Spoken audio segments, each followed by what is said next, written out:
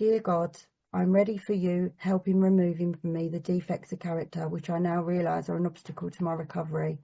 Help me to continue being honest with myself and guide me towards spiritual and mental health. Amen. It is with much love and gratitude that the group welcomes Tom J to come and share with us. Tom, over to you. Great. Thank you, Katie. Thank you, Purdy. Thank you for my fellowship who have also showed up. I often like to talk about there's the ink in the blood. The ink is, the books, the big book, the 12 by 12, AA Comes of Age, or anything to do with 12-step material. That's the ink.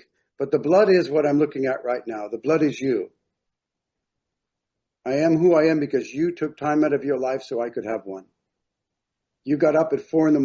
when I was standing out in the rain, knowing that I was going to relapse again, and you dropped what you were doing, you got in your car, and you came and got me. You made sure that I had 2 shoes that matched. You found employment for me when I was unemployable. You took time out of your life to teach me how to read and write at the age of 30. You showed me kindness, which I was very suspicious of. And then you showed me love, which I try to give back. So I just wanted to take that moment there to distinguish the difference between the blood and the ink. The blood is really, to me, what makes this whole fellowship on a global scale lubricated. The ability to care about a complete stranger is profound. Nobody in these Hollywood squares wants the person next to them to use or drink. Nobody does. What is that? That's the beginning of empathy. And I'll get to talk a little about that when we address step 7. But I'd like to start off, if you'll indulge me, to talk about my GOD. Before I crack open 6 and 7, I'm often sometimes accused in a humorous way of doing a whole talk, and then they'll say, "Tom, you never mentioned God. Are you a God guy? Do you believe in God?" Because really the reason I don't go there is, 1, it's very personal to me. 2, it's profound. And 3, there's so much to talk about. It's something Katie mentioned at the end of her prayer, mental health. This process, 1 through 12, is not just about mental health, but it's about character building, which is the golden thread that runs through step 7. And it says that in there. This is the step where we're going to talk about character development. It says odd things like, nobody wants to be too gluttonous or too greedy or, in my case, too envious. But I suffered for all those things, and that would be step 6, right? And we'll unpack that in a minute, too. I thought I would take a unique opportunity, something I haven't done before, and really talk to you about my GOD. Brilliant thing about Alcoholics Anonymous, or NACADA, Al-Anon, is right out of the gate. They say, find a God of your own understanding. Now, before these 12 steps, there's a registered 317 known gods around the world in human history. 317, from Anundate to godlike images like the Buddha or Jesus Christ or Muhammad or Anundate, or there's so in American mythology, at least Indian mythology, it's nature. And until the astronauts went out to space and took that picture of Earth, it had changed the consciousness of every human being on the planet. It used to be spiritual symbols you can draw in the sand with a stick, like a cross or like a triangle or like 2 triangles imposed on one another. They were very simple, all of these spiritual sort of artifacts. But once we had that picture of the globe, It changed everything. And as a matter of fact, every astronaut came back and said that they were profoundly changed, that they were no longer a Russian citizen or an American citizen or a Jewish citizen or South American. Now they instantaneously, they felt that they were a global citizen. And then all of a sudden, here comes out the 12 steps. Until then, remember, there are only 317 known gods. Now, for every member in our program, everyone gets to have a God of their own understanding. We just blew that right out of the water. Now, all of a sudden, there's millions upon millions of gods. A couple hundred years ago, they would have burned you at the stake for having a God of your own understanding. They did it here. I think they did it in, where was that? Somewhere in New England. You know, they burned 5,000 women because they call them witches, just because they had their own belief system. So I just want to say one of the most powerful things to me about these steps is that they entitled me to go on a search for independent thinking. Not secondhand knowledge that's passed down from generation. Independent thinking. And what comes out of independent thinking is the here and now. So I have a God of my own understanding, and I'm going to attempt to crack that open with you for a second, and then I'll get into 6 and 7.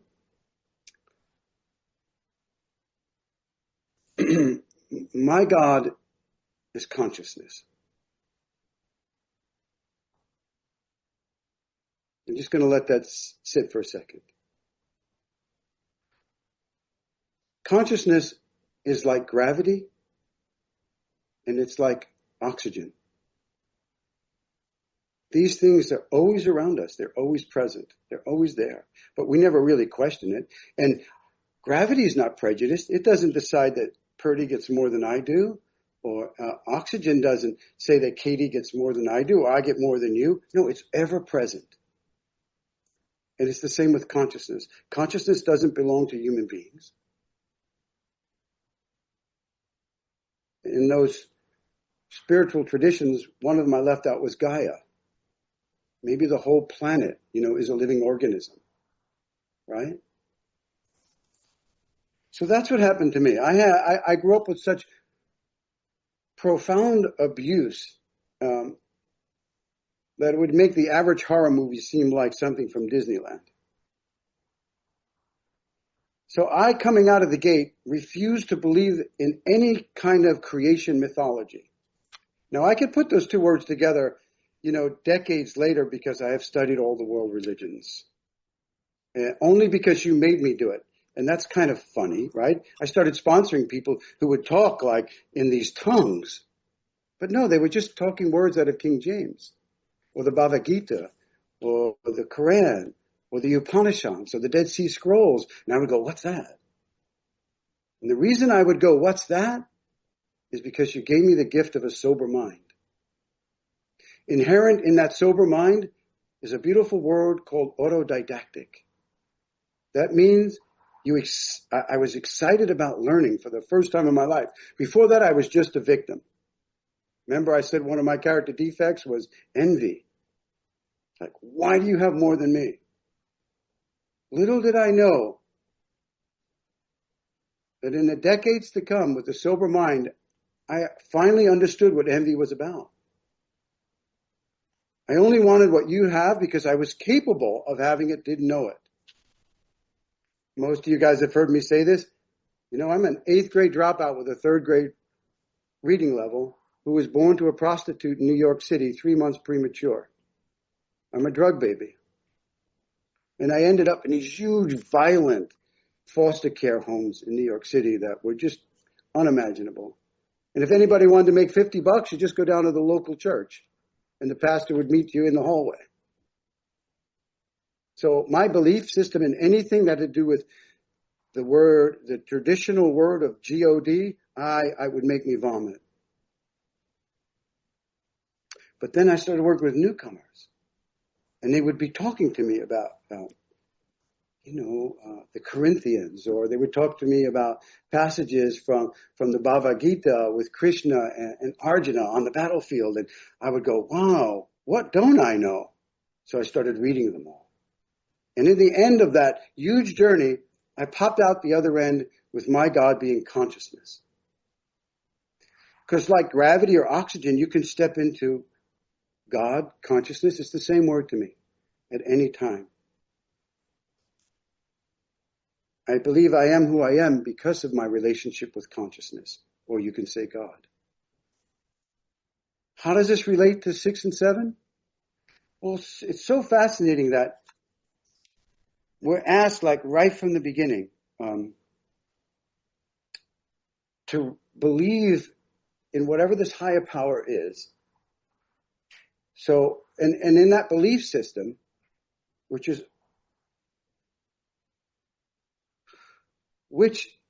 without much effort from our part, makes us willing. It says that sixth step is just about wanting to be willing. And for me, the willingness was, what was that? Well, I already did step 1, and we all know that's the only step we could do perfectly. So what is 6? It says in there that it's a lifetime process. It also said at the end of 7 that that's also a lifetime process. But the distinction between these two steps, I hope that I get to unpack for you in the way it influenced me as a human being. Somebody told me I must, and it says that in the 12 by 12 in step 6, Tom, you must already be profoundly willing because you made it to the 6th step. You made it to the 6th. So you're obviously willing. You're still here. You're here right now. And somebody had to tell me that. Actually, the guy who told me that was a Tibetan Rinpoche, the base camp of Everest. It was an old, I got to hang out there for a while. And I was struggling like with, why is my life happening and what's going on? And he took the time out to convince me that I was exactly where I was supposed to be. And then after like a week, I finally digested that. And then he hit me with the big one. Guess what, Tom? Everything is exactly the way it's supposed to be. Now, I didn't have the consciousness to understand that because I was plagued by the bondage of self. My self-talk was so brutal that there was no room for learning. There was no room for empathy. You ready for this? There was no room for step 7. Step 7 is the hinge that the whole program changes. And it says that, okay, now this is about character development. Step 6, it just says be ready. In step 7, it specifically asks, whatever your God is, your HP is, it specifically asks for her, him, it to remove it, not you. I didn't have the skill set to remove anything. That didn't happen until like 10 or 11. 11 helped me a lot because I was able to shift my body electric. I'll give you an example. I chipped my tooth earlier. That's okay now. I was in the dentist literally this morning, and they said, 40 minutes. It took 2 hours because everything in the dentist office went crazy. And I'm thinking, oh shit, man, I live 40 minutes away. I got to be there at 2 o'clock. But wait a minute, step 7 kicked in, right? It said, Tom, 90% of what you worry about never happens. Just be quiet. But yet every 5 minutes I had to release the tension in my hands because I knew I wasn't going to make it. And then when I got here, I couldn't get online. Now, there would have been a time I would have had to have called suicide prevention. Because I catastrophized everything. Because I thought everything was happening to me. So the ego death that happens between 6 and 7 is profound. Why? Because you're turning your life over to something other than you. We're asking to have these removed. By whom? And I want to ask you a really important question. Who's doing the asking? Who got me to this 6th step? I'm going to say my consciousness. I didn't. I didn't have the wherewithal to even have rubber on my rims on the bicycle that got me here. I mean, everybody knew I was coming because you could hear it. I rode around on rims. So I didn't have the wherewithal to figure out anything, you guys. I mean, it really, how does that person be this person now who's somewhat articulating or trying to articulate these transformations. And it says that in step 7. It literally uses the word revolutionary. I'm so grateful that my sponsor introduced me to this book. It's backwards, but you get it. The 12 by 12. I'm a 12 by 12 guy. I love the big book, Alcoholics Anonymous, but it doesn't address the insanity of addiction. It talks a lot about alcohol. But the 12 by 12 is the workbook. And I've had a men's step study at my house for 22 years. And it takes us a good year to go through these steps. And it's almost difficult for me to do a condensed version of 6 and 7, because to me they're the most powerful steps in 1 to 12. Because 1 to 6, you learn about addiction, and you learn about the damage we've done to other people in the list we make to 4. And for the first time in our life, we get to hear ourselves when we sit down with another human being in 5. And in 6, we say, okay, that's almost as big as a surrender as 1. And we know we're capable of surrendering because we did it on 1, which is the only step we really do perfectly right. I haven't used or drank in 36 years, so it's fair to say I did that one perfectly. Now that I start going into 7, my sponsor changes up the whole deal. He would say things like, Tom, we don't come to the program to live in the program. We come in here to have an exploration into consciousness. We get to change who we really are many, many times by these new insightful thoughts. Maybe even the empathy of sitting with somebody that's wet for 3 hours until the detox opens up.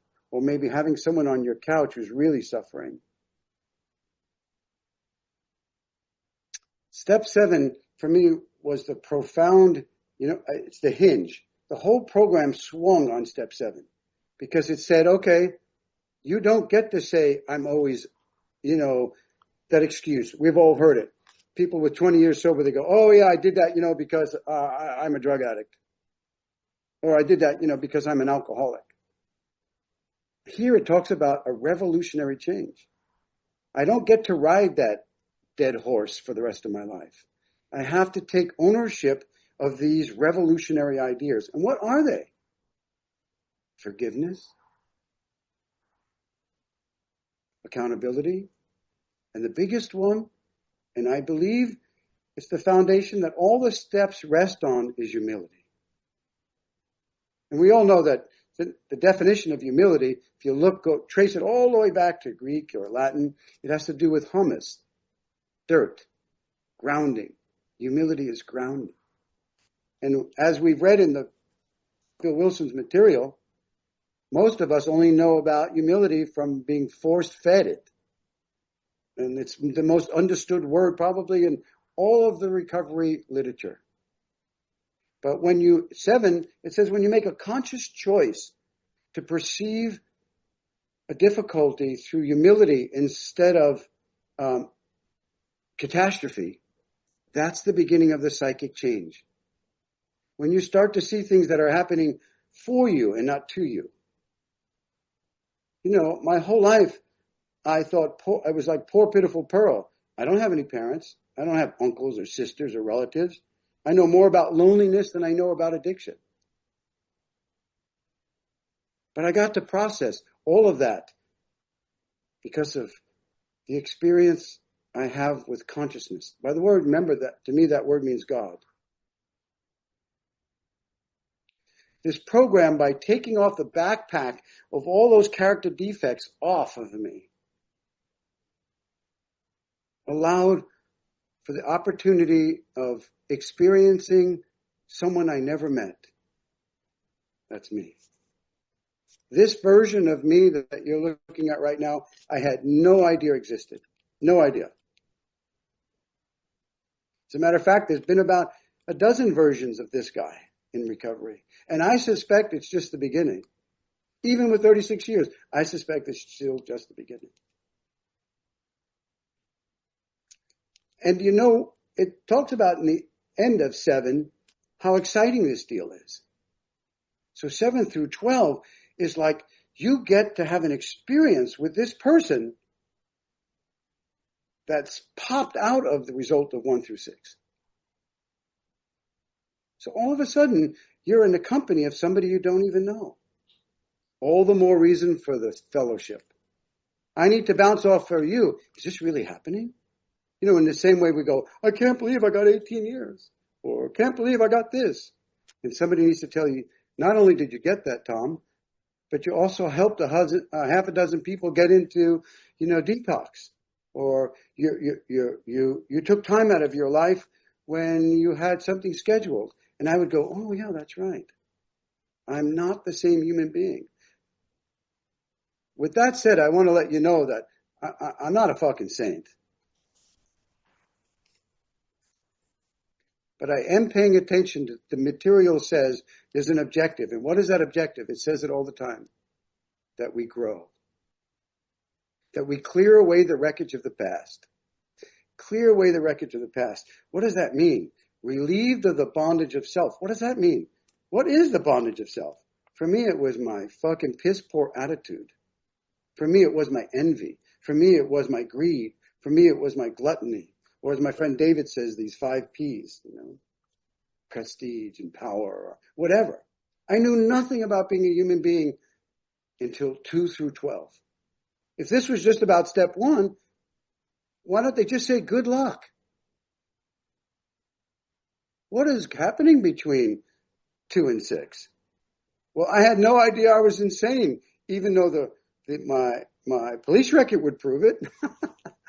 Even though I didn't have a real address until I was 31. There's evidence.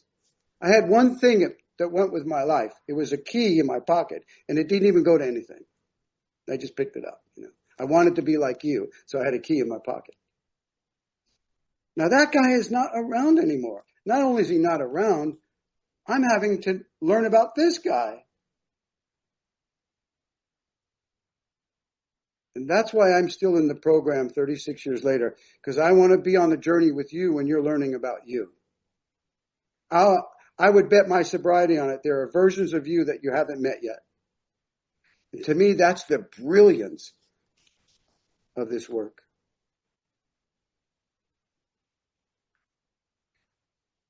The changes are so profound that it can be painful.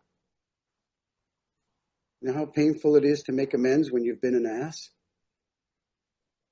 You know how painful it is to do the right thing? You know how painful it is to have a moral compass? Especially in a world with 9 billion people where everybody's just grabbing for more of their fair share of the pie. It's nice to get out of that fishbowl. It's nice not to be on that roller coaster ride of insanity. And it's nice now to think about others. I'm not going to tell you I have humility. I'd rather say humility has me as a result of this work. Because I'm not smart enough. Even though I'm no longer illiterate, even though I'm no longer living on a bicycle, even though you look behind me, I have all the creature comforts that you could say most people strive for. I'm the least ambitious person you ever met in your life. But as a result of clearing away the wreckage of my past and being relieved of the bondage of self, I woke up to the reality that's all there is out there in the mania of culture and commerce is opportunity. So then I have to learn, well, Tom, what are you going to do? The thing that's made you the healthiest is called a spiritual program. Are you going to practice spirituality or are you going to try to get $1 million in the bank? And now that I'm healthy, that's not a difficult thing to do. But because you've been so good to me, I spend my life trying to hone and polish the spiritual aspects that this program is trying to steer us. I'm going to be presumptuous and say all of us in. It's one of the fastest moving spiritual movements on the planet. I don't know if anyone has ever done the math of how many people right now globally are sitting in a 12-step meeting. NACA, Al-Anon, AA. Globally, it's a fun number to play with. Then you times it by 3 because that's how many meetings are a day. And then times that by 365 days out of the year. All of a sudden, this enormous movement of consciousness is spreading all over the world. Please don't underestimate that. I thought recovery was about me. No. Recovery is about evolving my spiritual understanding of being a human being. And the other half, just like is in the program, what's the other half of the program? Service to others. I live for service today. I'm going to be honest and tell you that. I give up great opportunity for service, and I go to great lengths. And you've heard me say this, service isn't service unless it's inconvenient, right, Bill? And why is that? Why would I pursue being of service to others than more of my personal comfort? Why is that? Now that I'm finally a candidate for humanity, and I have as much gusto, energy, electricity, creativity, and I've proven multiple times that I have enough skill set to go out there and hit it out of the ballpark as good as anyone. Even more so now that I'm sober. Why haven't I done that? Because you have fed my soul. And I know what it's like to have a soul. And I'm grateful that myopic self-centeredness, it says it in step 6. Did anyone notice that? I can show you on the page. I'd love to open this up and read you actually pages and break it apart. But it says that our primary problem is self-centeredness. I didn't make that up. Don't take my word for it. Look it up for yourself. That's actually in the 12 steps. Our primary problem. In the big book, it's more specific about that the primary purpose is to find a higher power. But in the 12 by 12, it says, which I believe was selfishness. And I didn't even know what selfishness meant. Am I enough? What is enough? How do you get enough? Do I look okay? So back to 6 and 7. When I got to the end of 6, I had multiple ego deaths. And they weren't intentional. They were profound to the point where they hurt my head. I walked around going, I thought this had like I was going to become somebody. The end of 6, I became nobody. Then I was ready to grow. The growing began at the end of 6. Why? Because step 7 says this is the step that involves character development. What is that? Well, we have a new consciousness now. We're able to make another 4-step inventory list, but now it's called the 8th step. Whoa. And it sounds redundant, but it's not, because why would Bill Wilson repeat himself? Because you have a completely new perspective. You now see things maybe at 30,000 feet, whereas before we're on the ground fighting everybody. And then 9, the maturity it takes to pull 9 off, everyone knows is difficult. And 10, I get to frolic and play and fall in love with this strength that I didn't know I had, where I can actually knock on your door and apologize. Oh. Wow, is that huge? And 11, oh my gosh. When I was new, my sponsor took the word God out of all of the steps because I was so angry. If there is a God, I want to meet him and I want to curse him out. Because man's inhumanity to mankind and the degradation to ecology is something I could never get over.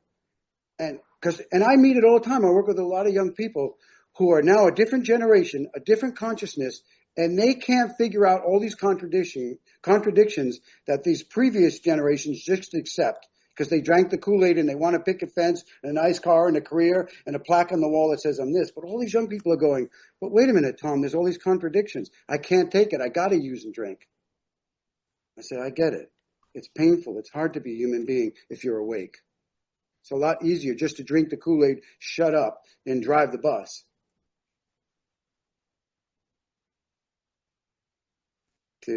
This program has allowed me to reach different levels of being a human being.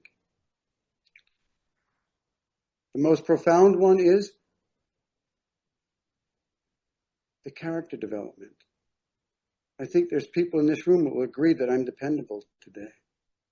I think there's people in this room who know me personally that would say that I'm a product of this work. I don't ever want to claim it as mine. I'm having too much fun in the wonderment of, wow, look what's happening to me. In a couple of days, I'll be 66 years old. I'm 36 years sober. I'm supposed to be dying of cancer, by the way. I've kind of passed my expiration date. And a year and a half ago, two and a half years ago, I had my radical neck surgery and my part of my tongue removed, and I'm only now learning to speak a little better. And there's a gentleman in this room who happens to be a doctor, and a really good one. He took time out of his life to go with me every single step of the way in front of every appointment in every room without ever anybody knowing he was a doctor. And I was his sponsor. Why would somebody do that? He doesn't even know me. Because the steps had an influence on his consciousness enough where he cared about a complete stranger.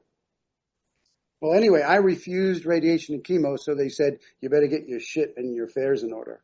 At the same time, it was during COVID, 5 of my dearest friends passed away that I talked to every day. My businesses got completely wiped out, and I thought I was my only home that I've ever owned, which you see behind you, I thought I was going to lose it. And I'm here to tell you guys, step 7 is what pulled me through all of that. Not 10, because my squirrel cage was spinning so much about the catastrophe of what was going on, and then I couldn't meditate. The world was falling apart. Step 7 is the step that pulled me through even the cancer. Because of character development. I just got fired by a whole crew of oncologists at UCLA because I'm not following their directions. They said, we're going to close the file, man. You're just not doing it. None of them asked me how come I'm so goddamn healthy right now. Because of this consciousness, you guys, I just don't stress anymore. Because there's too many other playful places to live. Like when you help someone else out, you know how good that feels? When you become a better parent, a mother, father, friend, sibling, you know how good that feels? That's better than getting high. So my GOD came to me at the end of 6. And I developed a closer relationship to it in 7. So I just want to tell you guys that 6 and 7, to this person, are and is the most important steps because it says in both of them, this is a lifelong process. I got to tell you, after this meeting's over, I'm going to say, oh man, I was in the dentist's office and I knew I wasn't going to make it, and I really want to be here. And then I couldn't get online, and I'm texting Purdy. I said, it's not happening, man. I've easily, like I said, the old Tom would have called suicide prevention. Why is this happening to me? No, instead, I realized that none of that is happening to me. And everything is exactly the way it's supposed to be. And I'll share with you one really serious practical tool, because up until now, I'm just pontificating. So here's a real tool. Every year I find a new tool. And this tool came out of step 7 for me. It's the most important one in my life. Early this morning, I had to go to ozone treatment for a couple hours, have a lot of blood taken out, a lot of new blood put in, and it's alternative cancer treatment stuff, right? Well, and I dropped a whole bottle of freshly squeezed apple, turmeric, and lemon juice on the floor. And what do you think I said? No comment.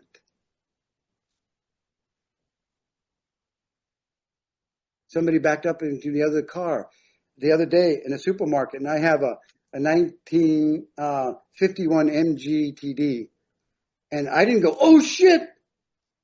I said no comment. Where did I learn that? Again, I'm not trying to be a saint. These are tools that you gave me. So when things go wrong in my life, you also taught me about the brilliance of alchemy. And it says it over and over and over again in all of our literature, that we turn liabilities into assets. And it says it in step 7 better than anywhere. We start to perceive things through humility instead of personally catastrophizing it. That's so important to understand that. I'm probably going to live longer as a result of that. And now that I'm not so preoccupied with stressing and worrying about my fair share of the pie, I have more time for you. And that's been my greatest living experience to date. I built and started a couple of businesses. I thought that was achievement. No, you are my achievement. You are the testimony of my life's experiences now. Bill Wilson said he had to lose his life to find it in the life of another. That's big stuff. And I'm going to try to end it up by telling you guys that I have finally lived long enough to become nobody. And that's, to me, what Bill Wilson meant when he says, relieved of the bondage of self. That's probably one of the most profound theological statements, I was going to say, in all religion. And I can back that up. There's another profound statement, not too many pages past that, called spiritual axiom. We all know what that is, right? Spiritual axiom. If you type that in Google, if you type anything into Google, you get 100 responses, maybe 1,000. If you type in spiritual axiom, it's one sentence. And it says recovery, 12 steps, Bill Wilson. That's how unique this enormous movement of consciousness is. When I look into your eyes, I know for the newcomer they're suffering. I do everything to love them up. Sometimes I have to let them live at my house. Not just them. In 36 years, there's been over 7,000 people on my property. Because every year I have these huge gatherings. It's called a spiritual experience with a 10-foot bonfire. And people travel even from New Zealand, like over in New York. It's the most expensive meeting they've ever been to because of the airfare. But man, do they leave and write back and say, my cup is full. And to me, that's my 12th step.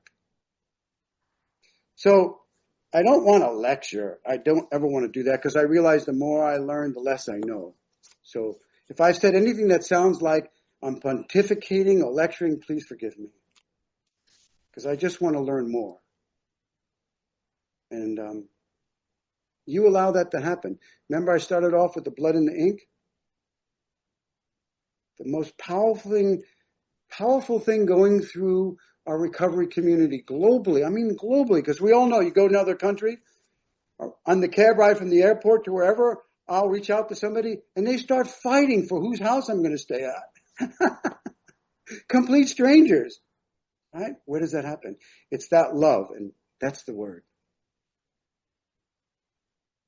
I said God to me equals consciousness, and you know what consciousness equals?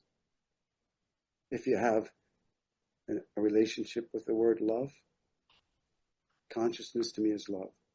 That's how out of a coagulated little egg, a pelican can fly. Or a mustard seed grows into a tree. And these vibratory resonating fields, I know that's a couple of big words. Oh, I got to share this. There's a quote in the 12 by 12, right? That Bill Wilson quotes. Oh boy, there's my senior moment. Not Edward Carpenter. Who's the famous mathematician, philosopher from the 15th century? The book is in Bill Wilson's house. When you walk up the stairs, you can't help but to see it. It's right next to the whole volume of Immanuel Kant. Anyway, he says all human beings are torturing the secrets from nature, and that's science. Could you imagine what we don't know? And to me, that's the journey of recovery. What don't we know? I know how to suffer. I have a fucking career in suffering. No thanks.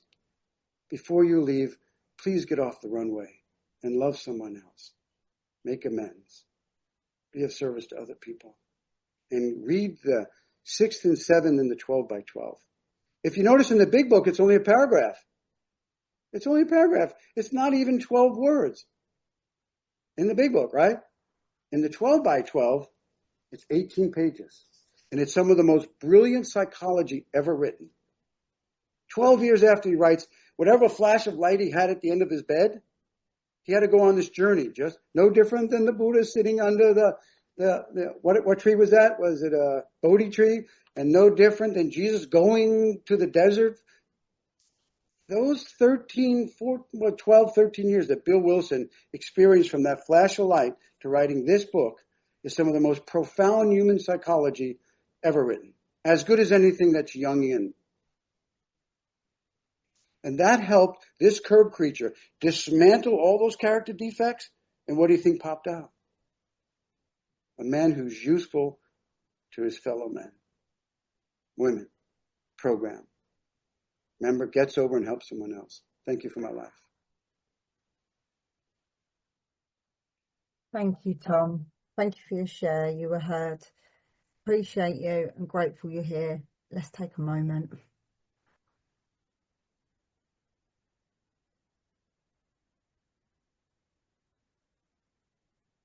Our Creator, I'm now willing that you should have all of me, good and bad. I pray that you now remove every single defect of character which stands in the way of my usefulness to you and my fellows. God grant me strength as I go out from here to do your bidding. Amen.